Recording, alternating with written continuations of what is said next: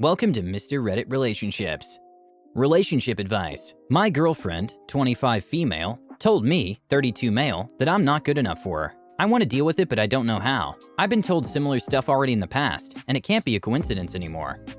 I'm a 32-year-old man, she's a 25-year-old girl. My girlfriend is studying abroad since last August.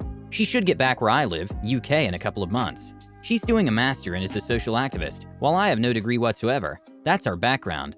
A few days ago, she told me something like, talking with my classmates, I noticed that they're able to open my mind more. I can learn new things thanks to them.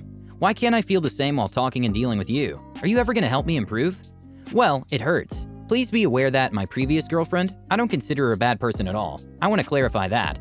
Treated me in a very harsh way, telling me more than once that she decided to stay with me just because you're a good-looking man, and I hoped I could change and improve you, and similar stuff. My mood wasn't the best already because of the lockdown. I'm living in an area of the UK with a high infections rate, and I feel kind of depressed for months. I've been told similar stuff, not always in a harsh way, from 3 of my girlfriends in total. All these women are very smart and strong, and I keep thinking that they stayed with me just because I truly appreciate smart and strong women, and they consider me a good-looking man to be shown around. It's not a good feeling. I don't blame my girlfriend for what she told me. Even so, many bad thoughts from the past came back, and I'm scared this is going to affect me very bad. I don't know if I should tell my girlfriend that I got hurt and why, or just take the blow and that's it. She's very busy right now, and I don't want her to feel guilty. We stay together for a year, more or less. We're based in the UK. I don't consider myself an ignorant nor narrow-minded person. I definitely lack higher education, but she was aware of that. I also started studying again in order to get a better job. I'm trying to improve myself. I'm doing well so far. I think I'm going to tell her that I always like to learn new things, but if she wants someone as knowledgeable as her, it's better to break up now.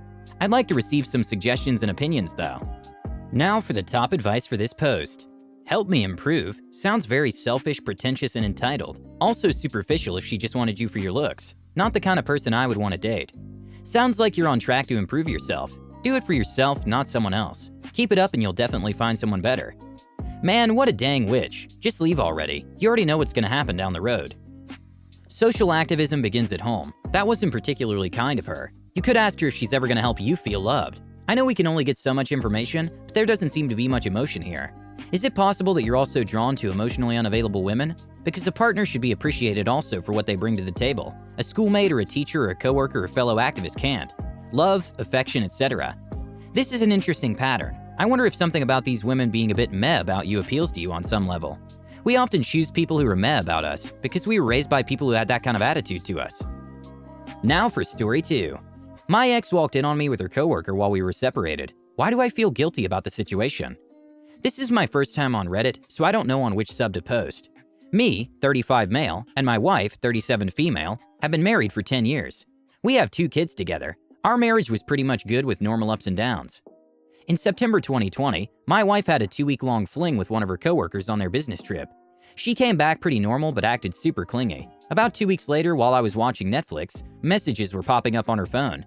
I looked at the phone and saw that her sister was messaging her. I thought of replying her back, so I opened her phone and saw the conversation between them, which discussed about the mistakes she made at her trip and how she was remorseful about it.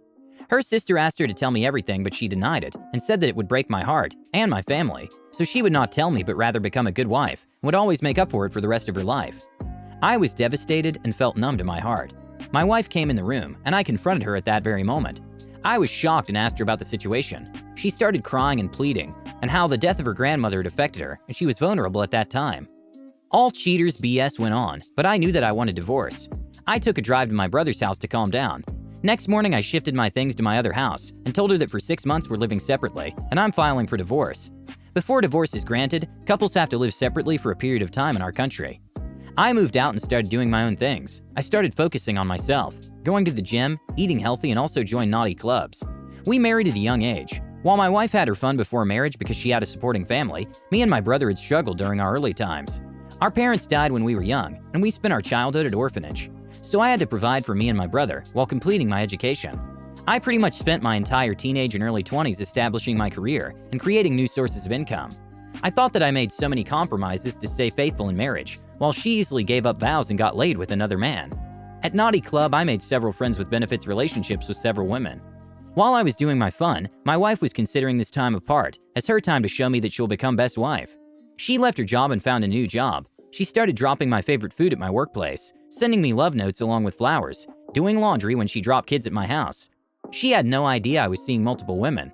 By the end of October, I dropped the idea of naughty club, but continued my friends with benefits relations with one woman, Jay. She was in her early 20s, was attractive and had good skills. In early November, my wife started asking me out on dates, which I turned down a few times. But she kept insisting, so I went on a date with her. It was like we were in our 20s, and we were falling for each other again. We went on several dates, but I continued my friends with benefits relation with Jay. I was confused whether to give her another chance or to give her divorce. Yesterday morning, my wife asked me out on a date again, but I refused, since I had plans with Jay. I went to her house and we started doing our thing. We usually walk around naked. At evening, we were just kissing on the couch and grinding on one another naked. My wife walked in on us as she was dropping some files to Jay. At first, she was just standing like a statue, but a few seconds later, she dropped the file on the floor and left. I could see hurt in her eyes. As soon as she left, I asked Jay about their relation. She told me that they're coworkers. I was overwhelmed by guilt and left Jay's place. At night, I arrived at my house, where my wife was playing with kids. As soon as she saw me, she hugged me tightly and started crying. I could see the hurt my betrayal did to my wife. She said that she destroyed my high morals, and she's the reason I slept with other women. I comforted her, and we ended up having relations. This morning, she left a note alongside my bed, saying, "Just give me one chance to make this relationship better and be a part of your life. We could make our family better and recover from this. Let's start fresh and forgive what happened in the past, and be faithful to one another for the rest of our life. I just want to spend the rest of my life making up to you." I'm confused what to do next. For the past 2 to 3 months, she's done a lot to prove she's remorseful and wants this relationship. I'm feeling guilty how I've treated her for these months, and how much she would suffer in her job by seeing Jay almost every day. Anyone here who's been through this situation? Any advice? Now for the top advice for this post.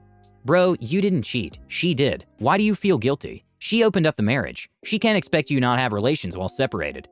How about that? Don't make any decision now. Take care that you have a weekend of time with your wife, without the kids. Have an open and honest conversation about you two. Where you stand right now, how you feel about each other and what you want from each other. Find out what it was that brought her to cheat on you. Why she hasn't sought comfort in your arms, and instead in the arms of her coworker. Only by finding out what brought her to cheat, you'll be able to prevent the situation to come up again. How was her relationship to that coworker before that trip? Was it planned or did it happen spontaneously? When you had that talk, then go to a counselor together and get help from there.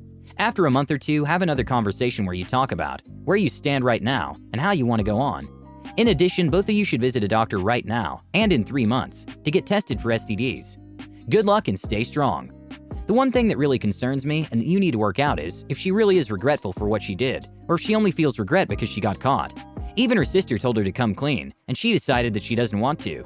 If you wouldn't have checked her phone, you would still know nothing. And her? How would she be? Happy that you didn't find out, or regretful for what she did? Right on, she's planning to take her secret to the grave and just make up for her mistake for the rest of her life by being a good wife. Think about that really hard, OP. I think she wasn't caught though. I think after the trip the guilt kicked in and she talked to her sister about it.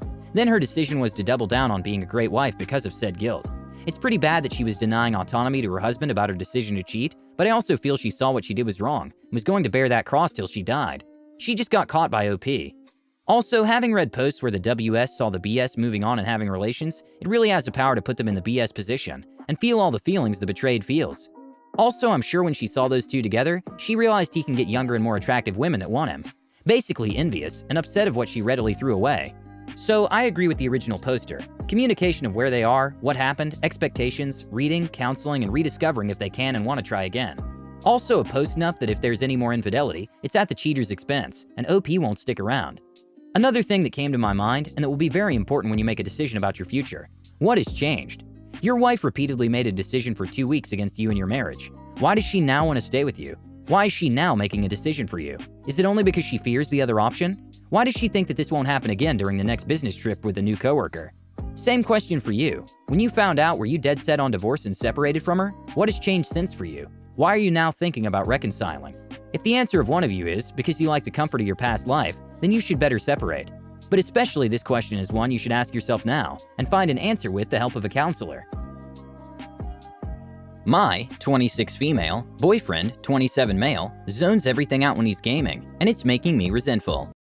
We've been together for 4 years and been living together for 2. I always knew he was a gamer, but it used to be much less. After work or on the weekends to de-stress, and it's how he and his friends stay in touch. However, about 1.5 years ago, he managed to put his money into investments that give him passive incomes and allow him to essentially stop working and retire. He still does freelance stuff here and there, but now spends the majority of his time playing video games. Since he can't pause the games midway, it's difficult to talk to him. Sometimes I just want to share little tidbits of my day or interesting videos I found, but he's always in the middle of a game, so I end up just standing there waiting for him to finish. And usually by then the moment has passed, and whatever I wanted to say feels trivial. Things got worse when I gave up gaming headphones, since he and his friends screaming is too loud. But now it's even more difficult to get his attention. I could walk in the room, say something, and he wouldn't look up for 5 to 10 minutes. Everything is a waiting game. Walking the dog, dinner and lunch, laundry, etc. It's like instead of being a hobby that adds to his life, video games are his life, and everything else revolves around it, including me. He admitted himself that he loses track of time while playing. Maybe I'm overreacting, but even with my college roommates, we'd shout random things at each other throughout the day, and I miss having this mundane connection with someone I live with. Or maybe guys just don't talk about random shit like girls do? I don't know. We've had many arguments about this, and things would change for a bit, then go back to how it used to be. How can I communicate to him that his gaming is hurting our relationship? Now for the top advice for this post. What does your boyfriend do except play games? Does he have a role in the community? Does he help out around the house? Do you have friends over or go out with friends? Does he spend quality time with you? He doesn't need to do any of those things, but they're all pretty basic requirements for your standard high-value partner in your standard healthy relationship. I mean, how do you see this dynamic changing with marriage or kids if you want those? What does he talk about with your parents and friends? What does he do to excite you? If you want to address this, work out exactly how you feel and what you need to get past it. Asking for him to be 24/7 available is unreasonable, but asking for him to be doing more to sustain the relationship isn't. Keep the focus on how you feel as a result of his actions, rather than any kind of judgment. That's the difference between I feel neglected and you shouldn't be gaming so much. One is true and personal. The other is dismissive. This is important, OP. Also pay attention with his response to this conversation. Does he understand and care about the feelings you're expressing and make a genuine effort to help improve the relationship? Or does he hear you but still choose to keep doing what he's doing? Honestly, OP, I get that he's basically fixed for life in terms of finance, but I can think of no greater turnoff that this apparently now means that he now lives life on autopilot. Are you really okay with having a partner who doesn't have any kind of drive in his life except for gaming? There's a big difference between having gaming as a hobby and having your life revolve around gaming. You can try to have a serious conversation about this, but I've seen numerous stories from women, and who stayed way too long in such a relationship where they don't get anything out of it. If you have this conversation, set for yourself a deadline. If there's no difference in his behavior, prepare to leave. If he's doing it for a few hours in the day when he'd otherwise be working, I think you need to either back off and let him focus until gaming time is finished for the day, or you need to reassess the relationship and whether it works for you. Outside of him having a gaming addiction, it's not wrong for him to focus on activities. Just because you want to share random thoughts throughout the day does not mean that he wants that.